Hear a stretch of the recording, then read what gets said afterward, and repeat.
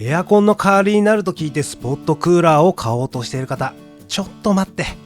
実は今それ買って後悔する人が続出しているんです。大手メディアではこの時期よく取り上げられる人気な冷房機スポットクーラ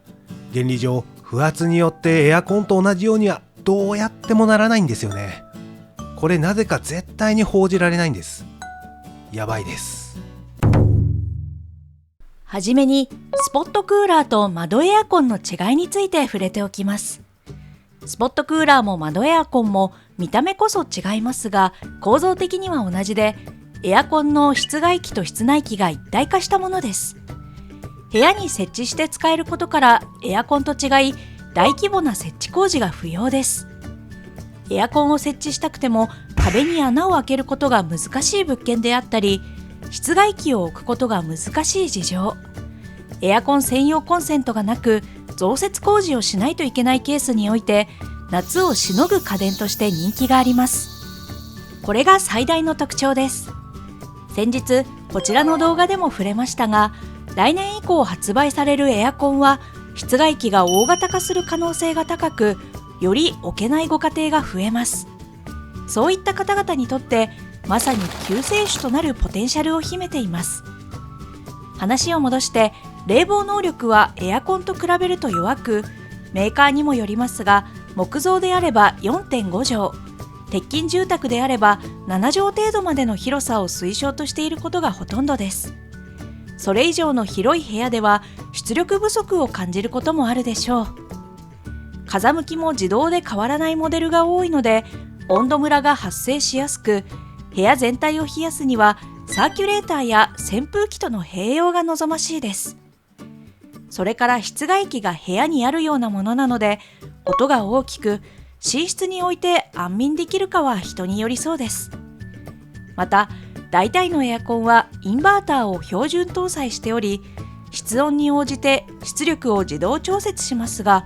スポットクーラーや窓エアコンにはそういった機能がなく、シンプル構成なので電気代がかかります。一方、価格は来年以降エアコンの値上がりを考えると圧倒的に安く、本体重量はありますが移動させることができるので設置に自由度があります。総合的に見ると、エアコンを設置できる環境ならば素直にエアコンを取り付けた方が絶対にいいです。ただ、エアコンがつけられない環境ならば室内でも熱中症で命を落とすリスクもあるので、確実におすすめな冷房機です。なお、大規模な工事は不要ですが、設置に関しては知っておくべき内容があります。スポットクーラーを室内で使う場合、高熱な排気をダクトで外へ逃がす必要があります。窓パネルと排気ダクトが付属されていますので、これらを組み合わせて部屋の窓から排気します。窓パネルが窓に合うか、事前に高さを確認しておく必要があるでしょう。窓エアコンの方は固定用の枠があり、これを窓のサッシの部分に合わせて取り付け、本体を設置します。サッシに引っ掛けるあたり、まさしく窓ですね。メーカーにもよりますが、窓に10ミリ以上の溝がない場合は専用金具を取り付け、ネジ穴を開けることになるので、賃貸物件の場合は必ず大家さんに確認しておきましょう。退去時に原状回復を求められる可能性があります。窓エアコンの場合は窓の高さに加え、この立ち上がりの溝が十分かどうか2点の確認が必要となります。設置難易度的には窓エアコンの方が高いでしょう。なお、これらの要件に当てはまらなくても、うまく DIY すれば二重窓にも取り付けることは可能ですが、取り付け強度の面で自己責任となります。また、スポットクーラーと窓エアコンは設置以外にも空気の循環方法という決定的な違いがあります。これは大手メディアでは絶対に報じられない内容になります。スポットクーラーは多くの場合、室内の空気を吸い込み、冷やした空気を室内に、そして高温になった空気を外へ捨てます。室内の空気を外へ捨て続けるので、家の中の気圧が下がります。これを不圧と言い、玄関のドアが重くて開かないのは、だいたいこれが原因です。家の中の気圧が下がると圧力を元に戻そうという力が働き、外気が室内に流れ込みやすくなります。そのため涼しい風が出ている部分は涼しいですが、家のどこかでは暖かい外気が常に入ってきているので、冷房効果としてはあまり効率的とは言えません。部屋全体を冷やせるかどうかは外気がどこから流入するかにかかっており、住宅ガチャとなりやすいです。まさしくその名の通り、スポット的にエリアを冷やす冷房機です。もともとは工場ラインでの作業者への暑熱対策やイベント会場での熱中症対策など、広い空間や屋外で使う想定の冷房機であることを理解しておくべきでしょう。一方、窓エアコンはエアコンと同じく外気を吸い込み排出、室内の空気は外に捨てず部屋の中だけを循環しています。そのため家の中が不圧になることはなく、外気が流入する心配がありません。よって同じ冷房能力のものだったならば、多くの場合窓エアコンの方が冷房効率は高いでしょう。メーカーによっては不圧を嫌い、吸気ダクトまであるスポットクーラーも世の中にはありますが、ダクトが2本になりかさばりますので、あまり人気は高くないようです。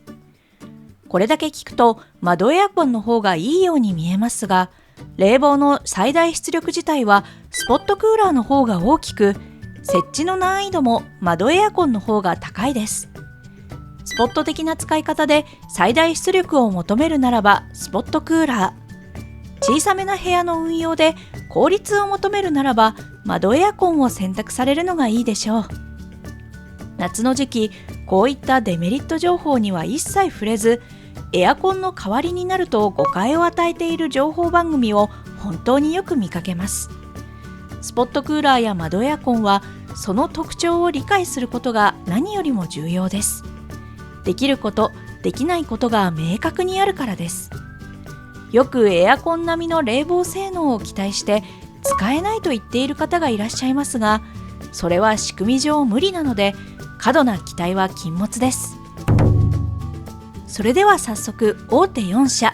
アイリスオーヤマ、ハイセンス、タンスの弦のスポットクーラーとコロナの窓エアコンを比較していきます。まずは冷房出力。この数値が大きいと文字通り冷房能力が高くなりますので、注目すべきスペックです。いい点を青字、いまいちな点を赤字で記しています。なお、範囲で記載しているものは下位から上位モデルの出力という意味になります。数値で見るとアイリスオーヤマとタンスの弦が多くのラインナップを備え 3.1kW まで対応。出力という点では最も優れています。一方、コロナを含む一般の窓エアコンは 1.6kW までとなります。これはエアコン6畳クラスにも満たない数値で、冷房出力としてはかなり控えめな数値でしょう。適用畳数の目安は設置環境にもよりますが、2kW で6畳くらいまでと考えていいかと思います。続いて光熱費です。8時間運転した際の電気代を記載しています。冷房の出力値が違うので単純比較は難しいですが、1kW 出力に対する電力効率という点ではスポットクーラーの方が高いです。ただ、窓エアコンは冒頭に説明した不圧にならないことから冷房効率自体はいいので、この評価としています。冷房出力が足りているならば窓エアコンの方が部屋全体を冷やす用途に適しているでしょう。なお、エアコンの電気代は運転時はだいたいこれの6割、設定温度到達時はほとんど電気代がかからないことからかなりエコと言えるでしょう。続いて静音性。静音性はデシベルという単位で表され、値は小さい方が静かという意味です。一般的には50デシベル前後は少しうるさいなと感じるラインなので、各社それなりに音はすることがわかります。比較してみるとハイセンスとコロナのスペック値が高いです。たかが数デシベルと思うかもしれませんが、3デシベルで 1.4 倍、6デシベルで2倍違う計算です。なお、静音性に関してはコロナに限らず不満の声が多く上がっていましたので、目安程度に捉えるのがいいかと思います。やはりエアコンの室外機が室内もしくは窓についているような構成ですので、音に関してはある程度覚悟する必要はありそうです。次に設置性。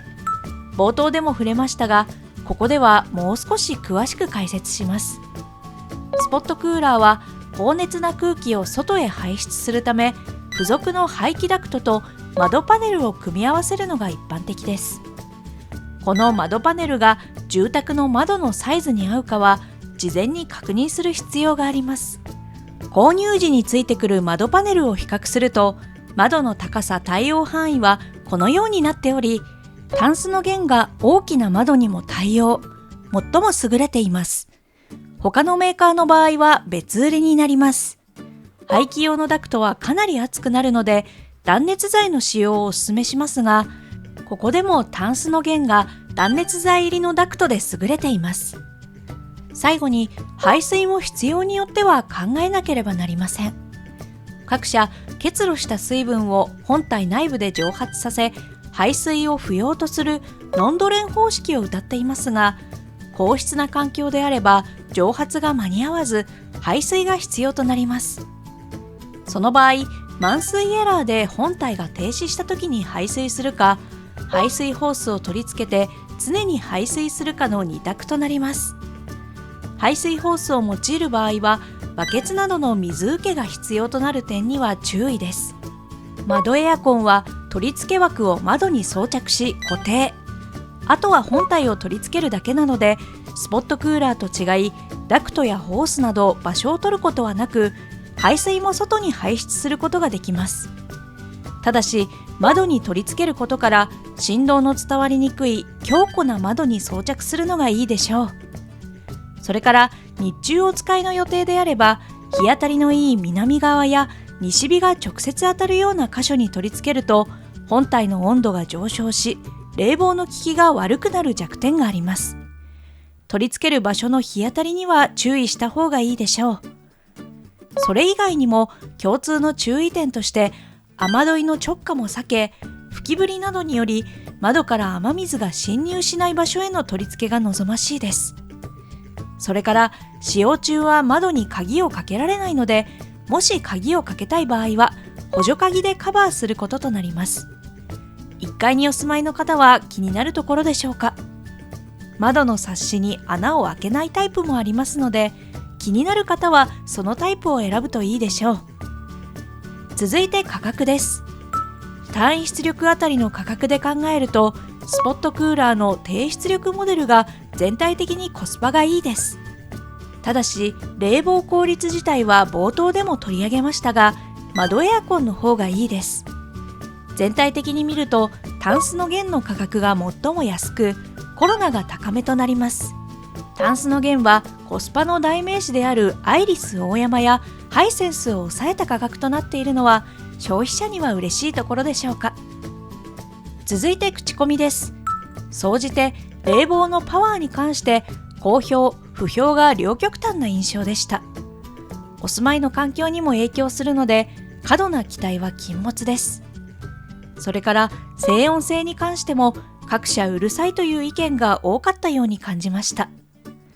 アイリスオーヤマは冷房出力が高めなのが好評でした。パワーという点では最もあります。それから付属品が豊富なのが嬉しいという声がありました。モデルにもよりますが、窓パネル以外にも虫除け網や雨よけカバー、補助鍵、さらには廊下に排熱するためのドア排熱ツールもついており、使い方に配慮がなされています。悪かった意見としては、各社そうなのですが、うるさいという声が他社より多く感じました。続いてハイセンスはコンパクトさが好評でした。他社よりスリムです。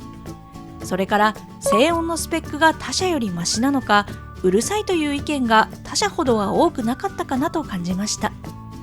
悪かった意見としては、サポートがあまり良くないという声が上がっていました。次にタンスの弦は価格が好評でした。ホームページにもどこにも負けない自信があると書いてあるだけのことはあります。窓対応範囲も広く、他社では別売りとなる窓パネルを購入する必要がありますが、リビングにあるような大きな窓でも対応できます。ただ、一部の窓には非対応なところには注意が必要です。また、付属品も豊富で嬉しいという声がありました。全然関係ない話ですが、このキャラクター、タンスの弦の公式キャラクターらしいです。シャチパンも人のことは言えませんが、なかなかのセンスですね。悪かった意見としては、付属品の質があまり良くなくて壊れた、シールもペラペラで隙間を埋められないなどという声が上がっていました。それから冷媒ガスも混合冷媒である R410A が使われているモデルがあり、エネルギー効率が悪い、音が気になる、サポートが夜遅くまでやっているのはいいですが、ネガティブな意見が多かったように感じました。続いてコロナは冷房効果を褒める声がありました。出力は控えめながら外気が室内に入ってこないので、効率は原理上高いです。それから排水のことで困らないのがいいという意見がありました。外へ排水できる環境であれば使いやすいです。また、エアコンのように専用コンセントが不要なことが好評でした。さらに2万円ほど高くなるモデルですが、換気機能がついているものもあります。悪かった意見としては、推奨条件が厳しいという声がありました。冷房出力が控えめなため、小さな部屋での運用が推奨ですが、窓のサッシの形状や日当たりなどを考慮しなければなりません。それから取り付けが大変だったという声がありました。窓に立ち上がりがない場合、補助金具をつけなければなりませんが、そうでなくともストッパーを取り付けたり、窓パッキンを切って貼ったり、20キロ近い本体を持ち上げたりと、そこそこ大変です。最後に満足度です。これは現モデルから数個前のモデルを対象とした5点満点の満足度平均点数です。満足度はエアコン並みの冷房能力を期待した方が多くいらして、全体的にいつもより低めな傾向ですが、その中でもコロナの点数が高く、次いで安価なタンスの弦でした。一方、アイリスオーヤマは他社と比較して口コミでもあった静音性で少し点数を落としてしまったように感じました。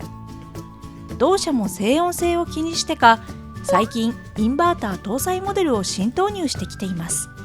これが今後どのような影響を与えるか、業界を注視していこうと思いますが、静音運転時のスペックではなく、まずは通常運転時のスペックを提示してほしいと思いました。参考にしてみてください。ひとこのまとめ。とにかく出力を優先し、ドア排熱に魅力を感じた方はアイリスオーヤマ。冷房効率が良く、一旦取り付けることができれば場所を取らない冷房機をお探しであればコロナ。同じく小スペースで静音性を少しでも気にしたい方はハイセンス。価格が一番安く、豊富な付属品に魅力を感じた方はタンスの弦が候補でしょうか。エアコンには負けますが、エアコンが取り付けられない環境であれば価格も安いですし、とても有用な冷房機たちです。それでは今回はこの辺で、次回の動画でまたお会いしましょう。チャンネル登録、高評価よろしくお願いします。また見てくださいね。また見てね。